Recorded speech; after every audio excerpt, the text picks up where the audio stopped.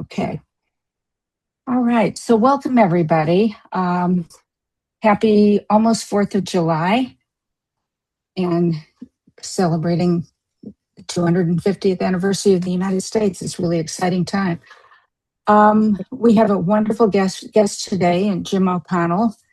And Jim grew up in Chicago on the South Side. And he worked for 17 years at Bloomberg News as an editor, which is obvious in his writing style that he's been writing for years and years and years. And he now lives in Alexandria, Virginia, in old Alexandria, Virginia, the old town there. And is there anything else important, Jim, that I left out? I think that's everything. He gave me the shortest bio I've ever seen. It was one sentence. Yeah. Short, and that's that. So before we start our conversation about Jim and his book, I just want to make one announcement. Palm Wonderful has said that they are going to phase out all use of paraquat by the end of this year. So that's really great news. For those of you who don't know, paraquat is one of the chemicals that has been shown to be responsible for a very increased amount of Parkinson's disease. It's used a lot in farms, and we read the book. Okay, we're going to mute everybody, so because we've got background noise. Anyway, so that's the great news, and Vermont has also banned the use of paraquat in the state. Several other states are considering it. So if you hear about anything going on in your state, support the discontinued use of paraquat and other chemicals for pesticides in farm use. Okay, so I'm going to start by asking Jim a few questions. If you have any questions, please put them in the chat. We will get to them during our conversation or afterwards, depending on what you ask. So I'm going to welcome Jim to share the screen with me. And I have to say, it's been a very busy year for Parkinson's books. I don't know, I've lost track about how many have come out so far this year, but I think Jim is the 8th author I've had since January. It's been a banner year.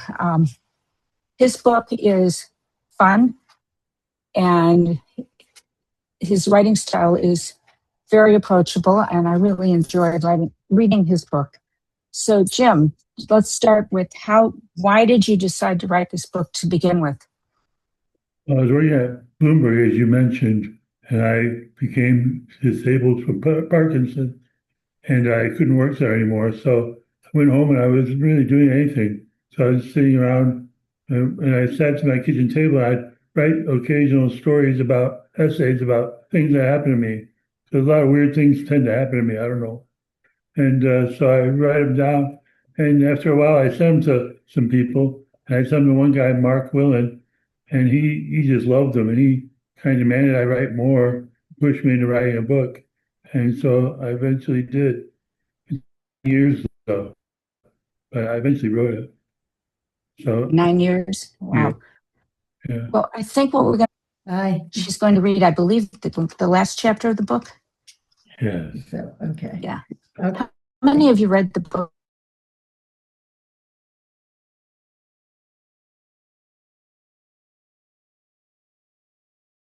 There's a lot of people with no pictures, so I can't tell. All right. The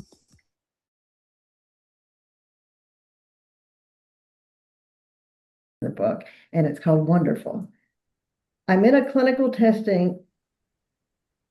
Oh, I'm sorry. I start all over. I'm in a clinical trial testing a drug effect on Parkinson's disease. Every month, I go to a clinic and get blood drawn, and they ask me a series of questions about everything from my diagnosis to my mood. The last question is always the same. Do you think it's wonderful to be alive? That's an odd question to be confronted with once a month.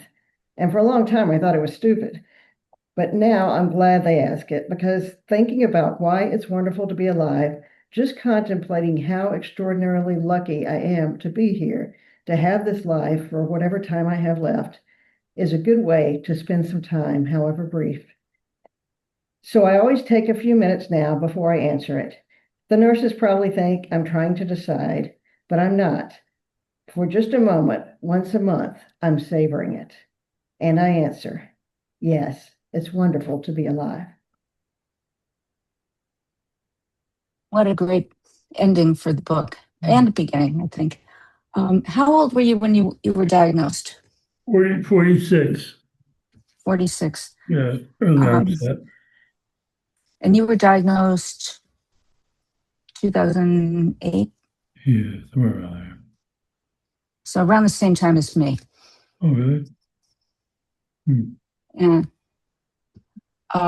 So how long were you able to, I know you hid it at work for quite a while.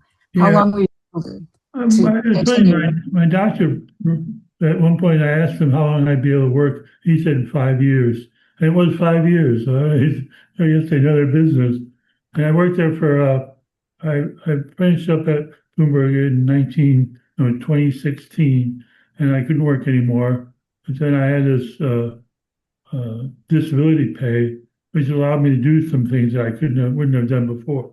One of those was to go visit my mother, who was in California. She was dying, and I was there for the last 10 days of her life. So it was great we got together and talked like we'd never talked before. So that's the sort of thing that I point to in the book as being, you can find some good things out of the bad things that happen to you. That's kind of the core of the book, is that these things that happen to you, you can consider them kind of opportunities to prove yourself, to be better than you thought you could be, even with these terrible things that happen to you, Parkinson's being one of them. So that's what the book is about. How is the progression of your Parkinson's? It's been a little bit. Well, I had the DBS, I had the brain surgery, and my doctor was really aggressive in getting new things to me. But so it's been slower than slower than I imagined, but a little worse than I hoped. So it's somewhere in the middle there. I can still golf and I still drive, which is good. But falling is such a crippling thing now for me. And I'm always worried about falling. Almost every time I stand up and take a step, I'm worried about it. So it's, I don't think Parkinson's is in any way a good thing.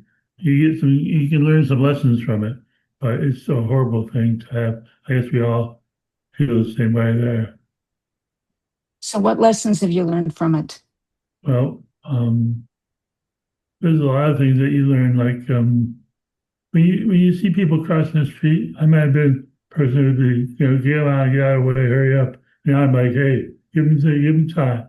I want to give everybody time and space, do what they need, because I know how difficult it is for us. I used to think that when I was getting in and out of the car and I had my disability ticket on there, I thought the people would say, "Oh, what do you do? Why do you have that? You're not disabled." But now I think they think, "Oh, that poor guy, look at him." So I guess I've earned my disability parking. So I saw a teacher recently that said, "I'm only in it for the parking." It's a good one. I feel the same way. I just wanted the parking because I can't judge distances, to pull into a space. But you had one story in the book where a bike rider came by and you were trying to get into the car. Yes, my friend was helping me. It was late at night. We had just had dinner, and this woman drove by on her bike and slowed down. I said, "Hey, you shouldn't help him get in the driver's seat if he can't drive." And she thought I was too drunk to drive. But I was just reacting to the lack of levodopa. And so I said to her, you should think about what you say before you say it, because I'm not drunk at all. And it was kind of funny that she was sad. She felt a little embarrassed, but I don't blame her. She's in a tough spot because she sees somebody she thinks is drunk getting into a car, which is bad. But on the other hand, may not realize that I'm not drunk and I have a disabled sticker right in my car. So she looked a little longer, maybe she would have figured that out. There's so many tough choices of this kind of thing. I think we've all had similar experiences to some extent, which is, it's sad, people get impatient with us if we're shaking or we look like we're walking funny. Yeah. What happened to me is I So, go to stores and I conclude my transaction, but my legs won't take me away. So the clerk's guy stand there and say, well, what, you need something else or something? And I'm just like, I'm waiting for my legs to start working again. And also, I noticed that people help me a lot more with you have to put in your code for getting cheaper groceries at our stores around here. And when I put in my code, I always get it wrong.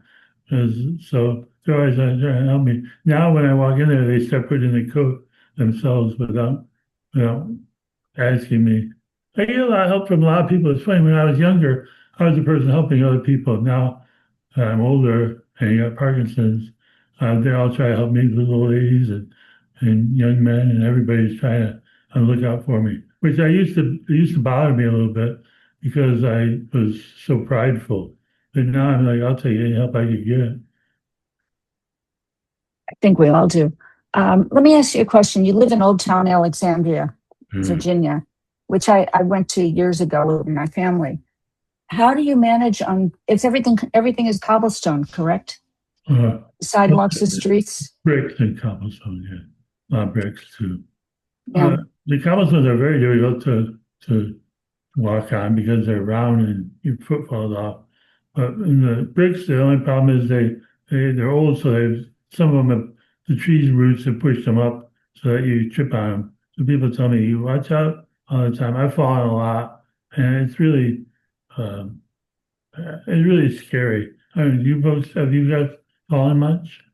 You said you were falling. I broke my wrist falling last November, Oh, actually in a paved parking lot oh, at Graceland. We had been on a cruise from New Orleans to Memphis, and everywhere we went, we had cobblestones or uneven sidewalks. It was very difficult to walk. And I was fine. I take walking sticks when I go.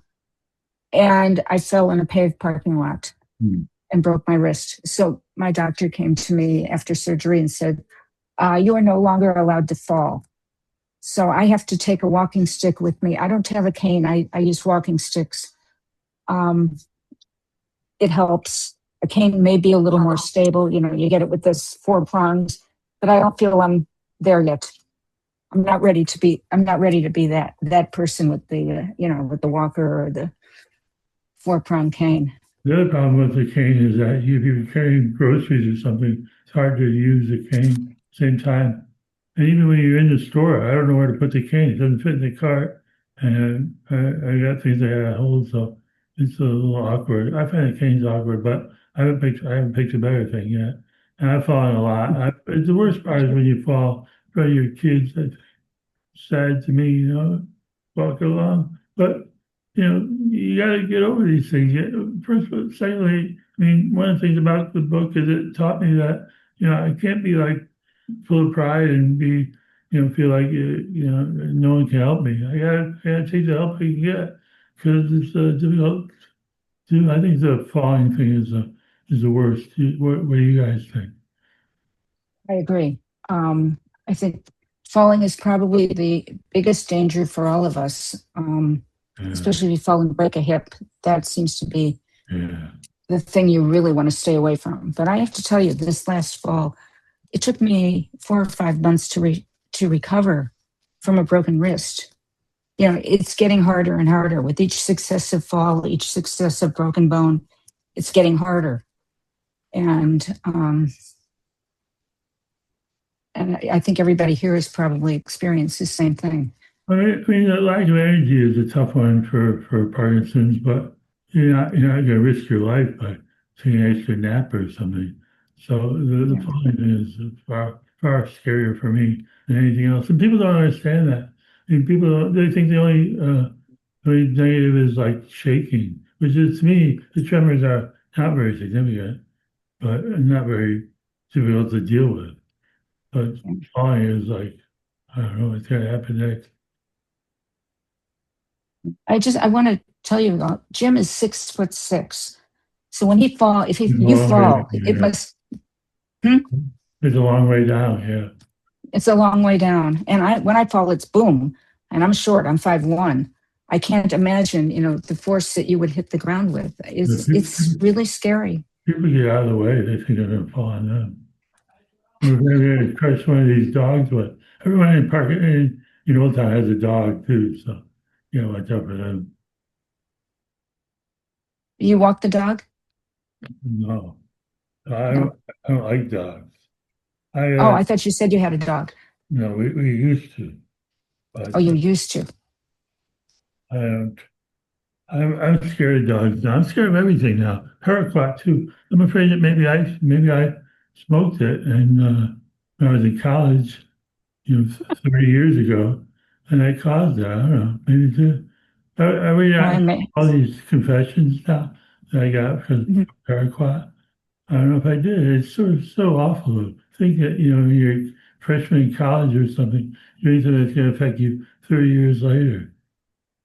Crazy. Yeah. I'll have to ask. My sister went to the same college he did at the same time. I'll have to ask her. It was the #1 party school in America. Oh, yeah. That's right. Yeah. So, Southern Illinois University in Carbondale. Yeah. So most of you have probably not heard about it. Unless you live in Missouri or Illinois, you wouldn't know it. Right? I had 2 brothers and 2 sisters. We all went to Southern Illinois. My father. So tell me about writing the book. You said it took 9 years. Yeah. Well, were you just writing essays or? Yeah, published. Yeah, it took a long time to look for a publisher and didn't get one.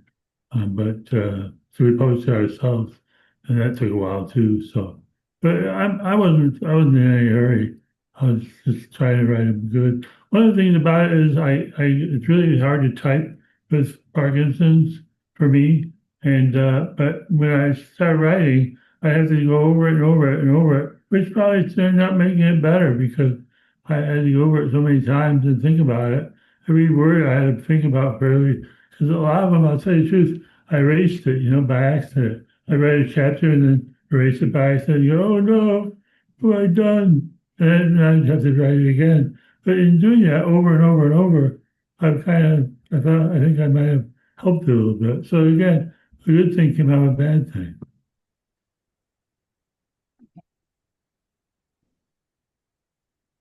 See something. We have something in the chat here. I'm trying to find. Let's see. Oh.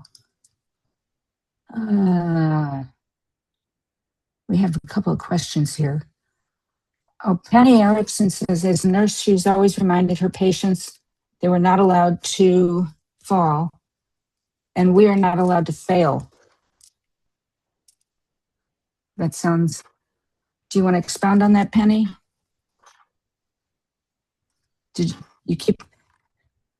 No. All right. Sorry, I was muted. Sure.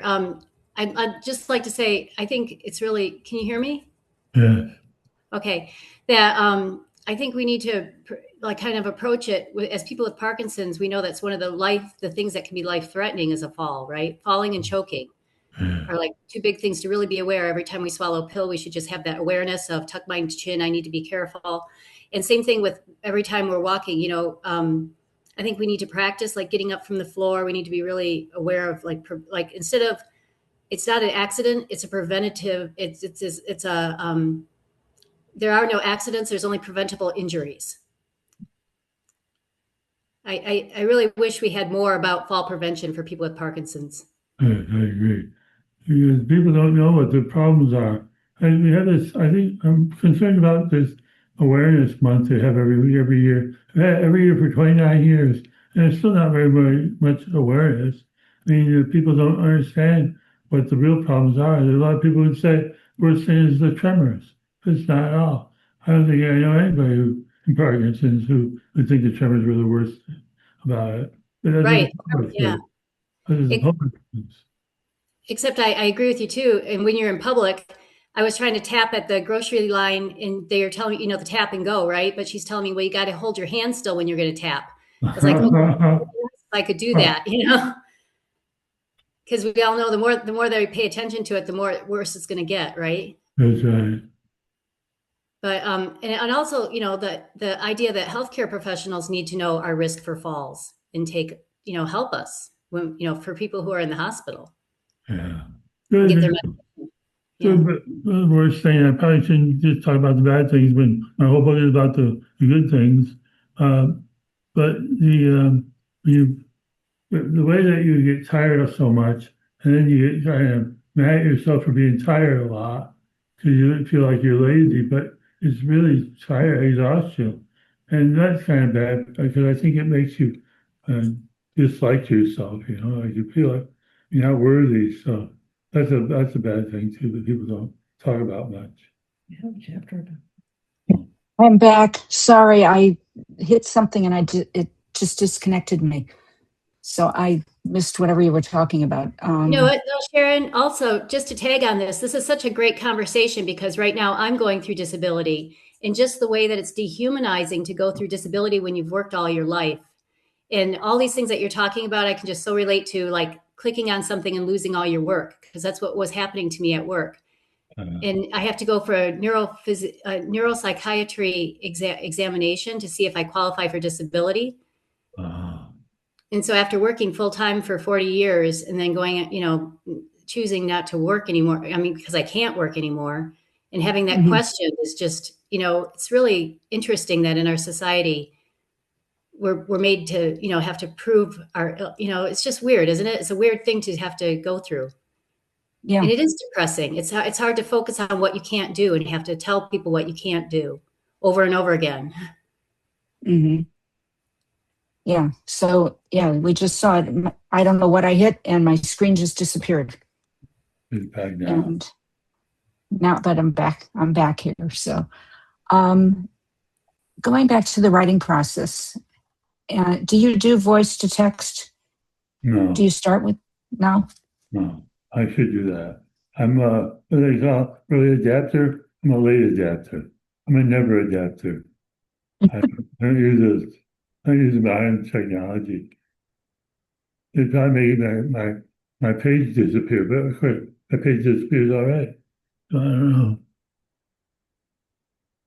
So, yeah, I lose things I'm working on, and I hit the wrong key. You know, my hands I don't have control. Yeah. Always. So anyway, going back to your book and the process of writing it did you publish any of these stories? Because they were basically, each chapter is an independent story. Yeah. Am I right? I put them in Facebook once in a while, and people really loved them. So that was another thing that was encouraging to me, that I write them, and people would say, "Wow, this is great, Jim. You should write a book." Everybody told me that. So eventually, I started writing more and more, and I ended up with the book, which I really like. I like the book. It's nice. You know, the results I got, the comments from the reviews are so incredible. It's like I wrote them myself. It's great. Yeah, I couldn't believe. Yeah, it deserves good reviews. I thought it was very well written, and well organized. Thank you. I really enjoyed it. And for those of you out there who want to write your story, you know, write your story and send it to me, because I'm trying to put together something like what Jim did. Well, this is all his stories, but I want to put together a lot of our stories in a book, to show, you know, that we're still here, we're still functioning as human beings, which you show us throughout the book over and over. I'm trying to think. There was some other stories in there I wanted to ask you about, and I'm trying to remember. You went to the White House Correspondents' Dinner a few times, and that was an interesting one. Yeah. I think the toughest one is courage along the way. That's a good one. Mm-hmm. And you somehow ended up as a food critic? Yes, I was a food critic. Of course, every reporter ends up as a food critic because they run out of food critics and you have to fill in. Everybody's happy to. Yeah, I was a food critic. I was on that train. I had to take a train to try out the food in first class. And the conductor started yelling at me, claiming that I was going to be arrested because I wasn't supposed to ask the other passengers whether they liked the food. And it was kind of funny. So I called my editor, And I said, hey, they're going to arrest me on this train. And she said, oh, that'll make an even better story. I said, I don't want to be arrested. So did they arrest you? No, the conductor got a police officer to come and sit next to me. So I couldn't talk to any more passengers. But he got bored after about 15 minutes and left. So I was on my own again. It caused more trouble.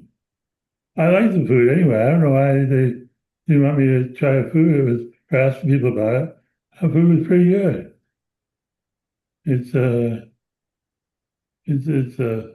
Well, food critic is a tough life, though. You know, I had to go to expensive restaurants. They didn't want me to go to the most expensive one. They said that's what the brokers, Wall Street brokers would go to. So I had to go to the most expensive one.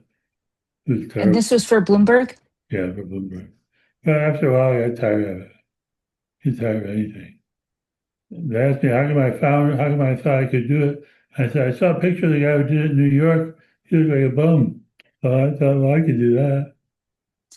Did you have to put disguises on? Ruth Reichl writes about her story as a food critic, and she would put disguises, wigs and funny glasses and stuff so people wouldn't recognize her. No, I'm not that famous. So they didn't recognize me. The only time they did was I was at Wolfgang Puck's restaurant. You know, that's here in town. And a very good restaurant. They started bringing me all these hors d'oeuvres and stuff. And I was like, what's going on here? They said, oh, Mr. O'Connell, we recognize you. I didn't know that. I didn't think anybody did. I've been doing it for about 4 or 5 months. Mm-hmm. It was tough work, but somebody got to do it. Somebody's got to go eat all that good food, huh? Yeah. Yeah. I had a lot of friends at the office that they all wanted to go with me because it's all free and good food anywhere we wanted to go. Mm-hmm. Okay. And any other stories that we should read? Memorable stories that you want to read? I like learning to swim. Nobody else likes that. Well, before we go to that, we had a question about which goes back to being a food critic. Loss of sense of smell. Did that affect your your ability to taste? It hasn't affected me. I haven't had that. You know, everybody has so many different symptoms. You know, some that like I have the tingling in my fingers and feet a lot now. Is that Parkinson's thing? And oh yeah, where you do that, yeah. I have that. But I don't have the loss of smell. Okay. All right, now back to what I don't remember what I asked you now. I'm gonna read one. That's okay with everyone. Yeah. Okay, I'm back. Jim mentioned this one earlier. It's called Courage Along the Way. We have 2 chairs on the sidewalk outside our house, mainly so I can sit out there and say hello to passing neighbors when I'm lonely. But today there was a white-haired lady sitting on one, and she rose as I returned from the grocery store. She had a strange smile on her face, like a widow at a funeral might have when receiving a compliment about how well she's holding up. She said she had forgotten where she parked her car and couldn't find it because the streets all looked the same. Imagine for a moment having to confess to a stranger that you couldn't find your car. It may be a lark you laugh off at 27, but not at 67. At 67, you are confessing that while the facade is okay, inside it is getting dim and a little disheveled. She said she had called a friend who was on the way and asked me if I thought her problem was age-related. I hadn't worked in several years, and the golf course charged me the senior price, so asking me was like asking a fellow soldier whether we were losing the war. No, I assured her. All the streets around here look alike. I've had my bad moments too. Once in an airport, gripped by terrible Parkinson symptoms, I walked too far in the wrong direction and couldn't manage to get to the outside door where my wife waited for me. Unable to dial or text because of shaking hands, I struggled to walk and had to rest every few feet before someone came along and gave me a ride. That moment when the size of your 401k or the length of your resume is laughably irrelevant and you're just a senior who needs help is transformative. From then on, you can see that the path stops climbing and is flat or drops off into the shadows. It's like when you watch carefully during a flight and notice the front of the plane is lower than the tail and you are descending. Fasten your seatbelts. The challenges we all face in aging are more humbling than anything you've met pre-60. In a weird way, that's good. We will need all our accumulated maturity to cope. I hope to meet them with the dignity and honesty the woman in my chair displayed. We all want to be proud of how we handle adversity. I'm here to tell you that you will have that opportunity. Our friend appeared and said the car was just around the corner, and off they went. Good luck, ma'am, I said. Love that. So,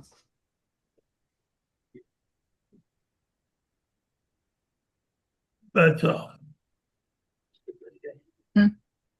you okay? Yeah, I'm fine. You know, they make me cry every time. I don't know why. It's crazy. Yeah. Well, I think we all have those moments. It's a beautiful story. Thank you. I had bookmarked some others on my iPad, which is out of battery. So, because I forgot to charge it. Hello. Let me see if I can find the others that I wanted. There was another one I wanted you to read, but I don't know what I did with it. Hold on. I can find it. No, it's not going to be there. All right. Well, let's go to the chat. Does anybody have questions? Oh, let's see. Yeah. It's a quiet group today. All right, gang. Questions? I'll tell a story while we're waiting. So I Okay. I always wanted to buy a bar, buy everybody in the bar a drink. Yeah, I never did in my life. And one time I went into my local bar, there were 5 women in there. The bartender was a woman and 4 customers. And I told the bartender woman, I want to buy everyone a drink in the bar. And she said, really? I said, yeah. So I thought she was like announced it to everyone and everyone would like applaud and I'd leave a hero. But she did. She went up to each woman and said, that man over there wants to buy you a drink. And made it sound like I was trying to lure them back to the stock room or something. And so they all turned me down. They didn't want me they didn't want to get a drink free. So I left it. But I thought, wow, that's not like it wasn't the movies. Round for the house. Around for the house, yeah. Trying to buy around for the house. But it didn't work out too well. So I never thought about it. I guess you won't do that again. No. Those things happen to me all the time. Somebody expecting one thing and you get another all the time. Yeah. Okay. Okay, Melanie asked about your voice. Did you have any problems with your voice after DBS? It's very common. My voice has been bad, but I don't relate it to DBS. You?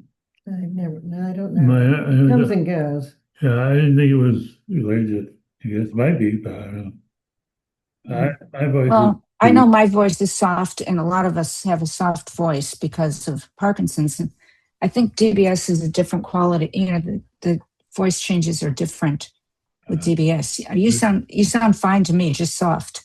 Have you had DBS? No, I have not.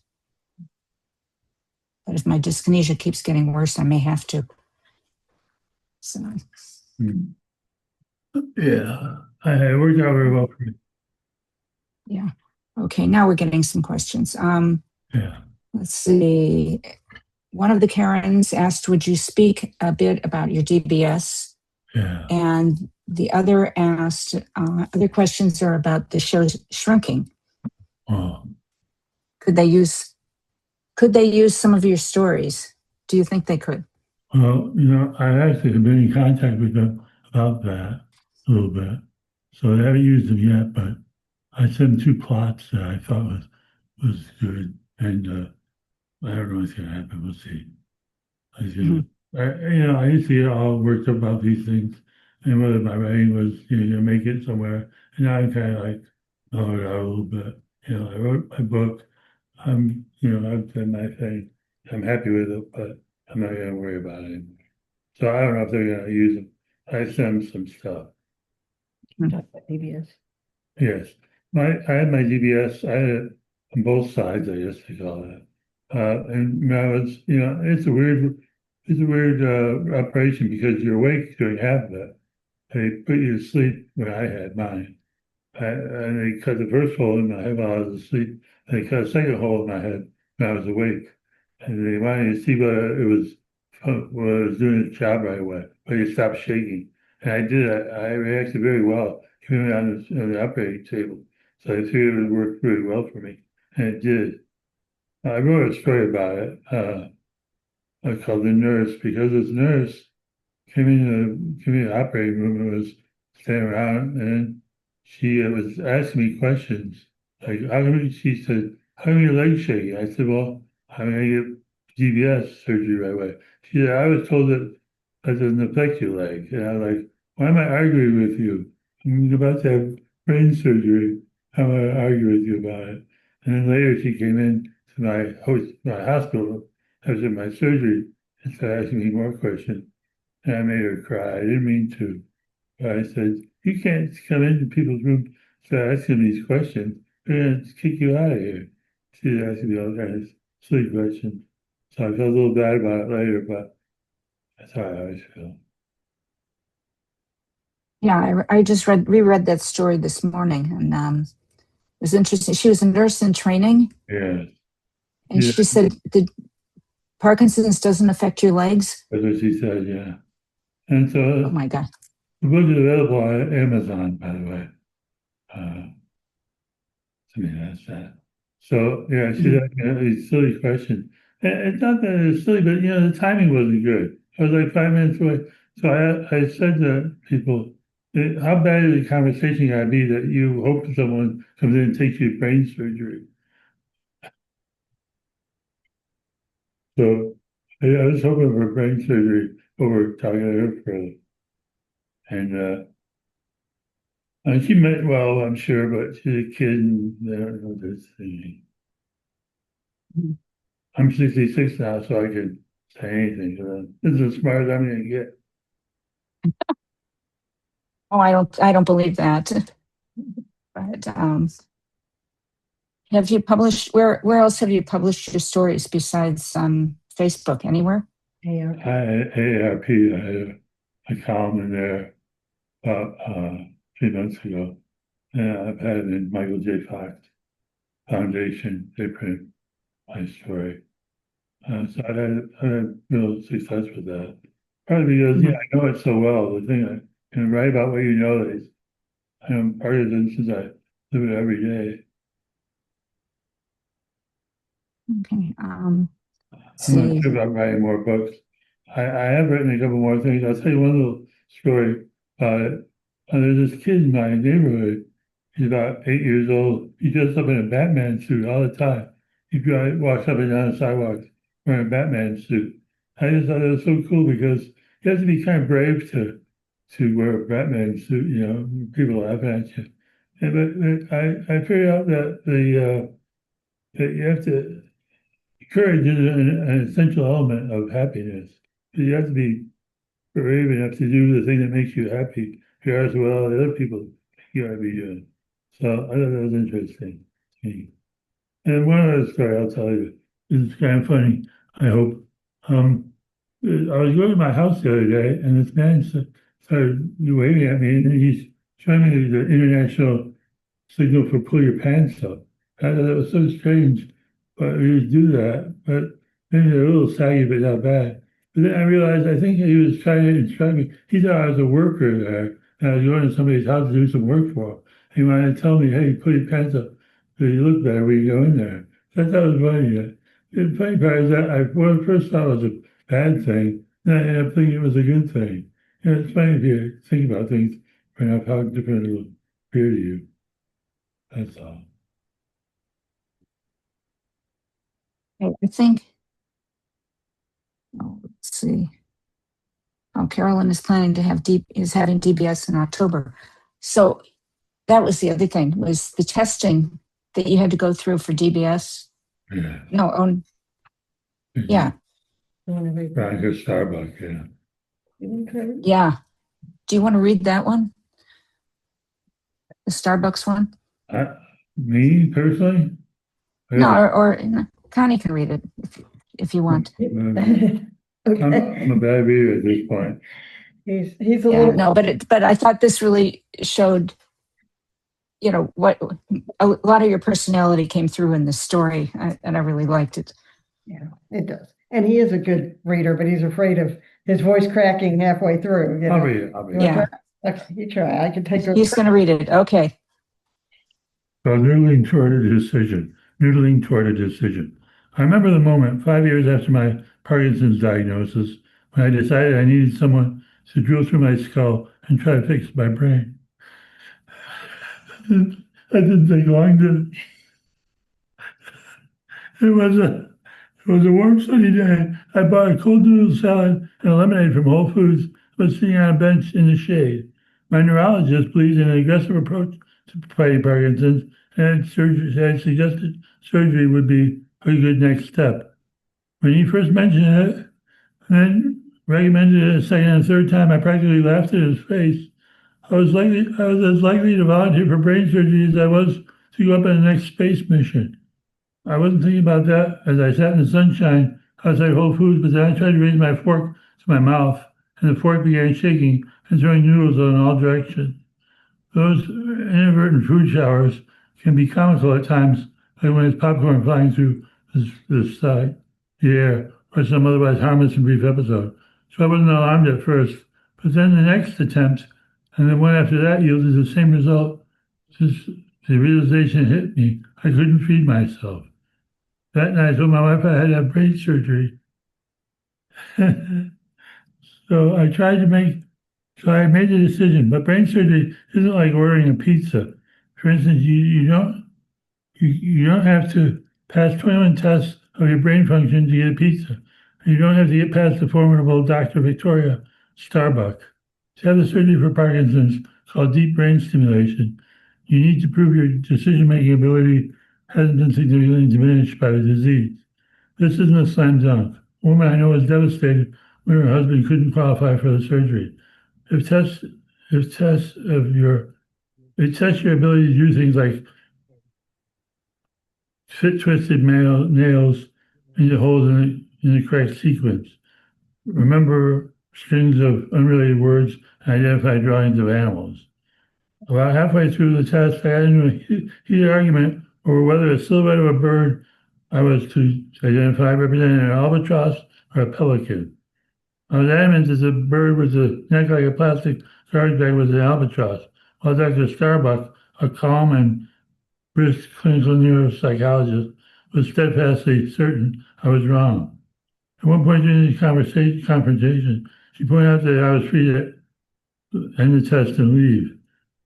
If I did, would I pass the test? I asked her. No, she said. One time months before, I became so agitated waiting to see my neurologist. After 45 minutes of impatience, I left. When I got home, I told my wife I skipped the appointment. She made clear that I was behaving as if the treatment that could deeply affect our future was equivalent to being snubbed by a restaurant maitre d'. So there was no chance I was going home to report that I jumped out of the test over a bird. I calmed down and finished. In a neutral language, the medical report, Dr. Starbuck later wrote that I was somewhat frustrated by the testing process. I somehow persuaded myself that I scored very high on the test, but when I got the letter summarizing the results, it said that while I passed, I had 17 scores of average.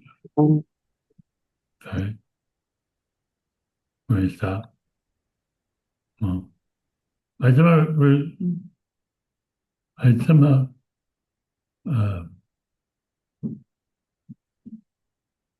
You want Connie to take over? No, I Okay. persuade myself. But when I got there summarizing the results, I said, well, I passed. I had 17 scores of average or below, and just 2 grades superior. In her conclusion, Starbuck wrote that I am normally a confident and optimistic person who approaches life with a sense of purpose and distinct convictions. Those characteristics are valuable. They allow me to be resilient and adaptive in the face of stressors, she wrote. As I write this, I had this disease 18 years. I joke that my Parkinson's is old enough to drive and vote, and little jokes make it easier to face each one of the more than 6,500 days I've woken up afflicted. I guess Dr. Starbuck was right, and I'm resilient. Turns out she was right about the pelican, too.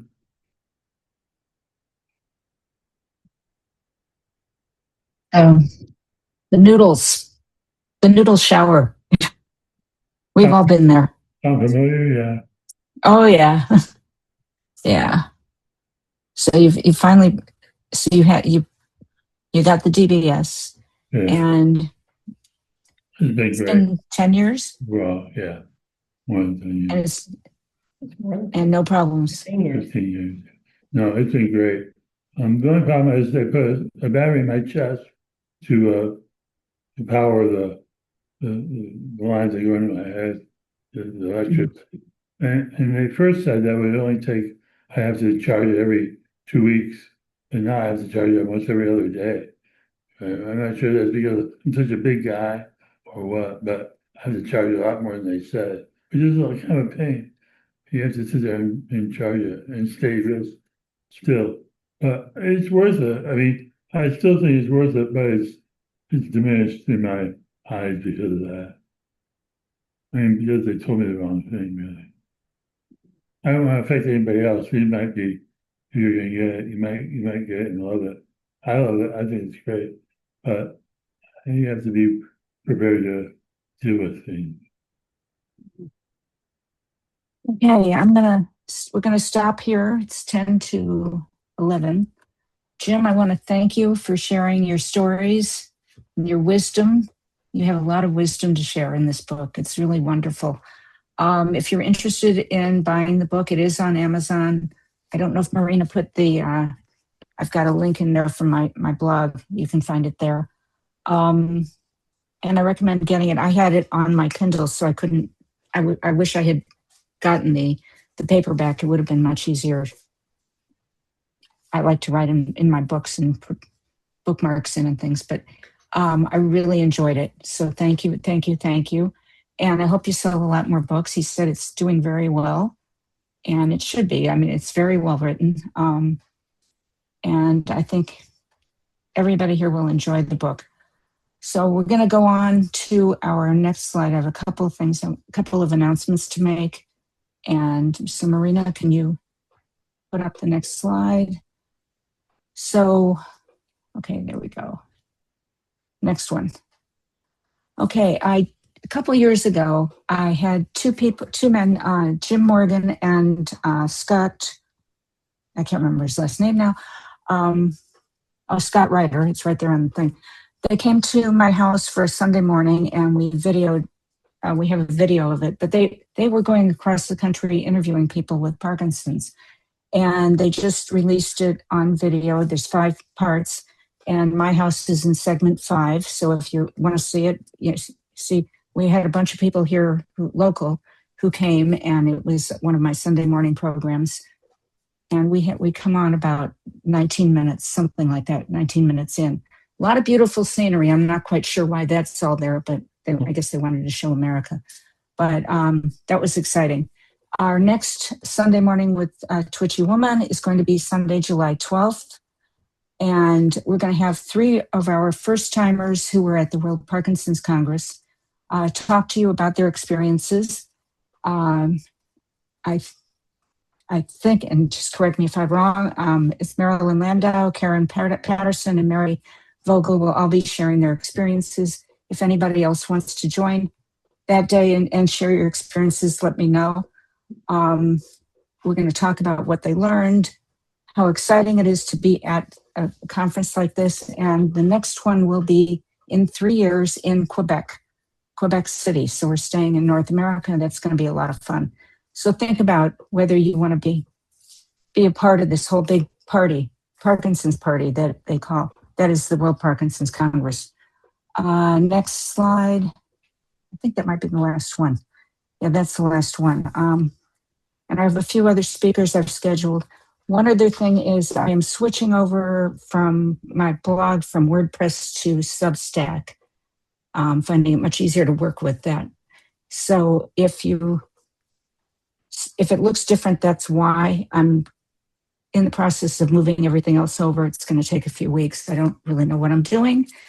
As Jim said, we are too old to deal with all this technology, but I'm trying. So if anybody knows how to do that, please let me know. I would love your help. And I think that's about it with my announcements. We can stop the recording now. Thank you. And for having me. if anybody wants to stay on and just ask questions, please do so. Thank you so much for that.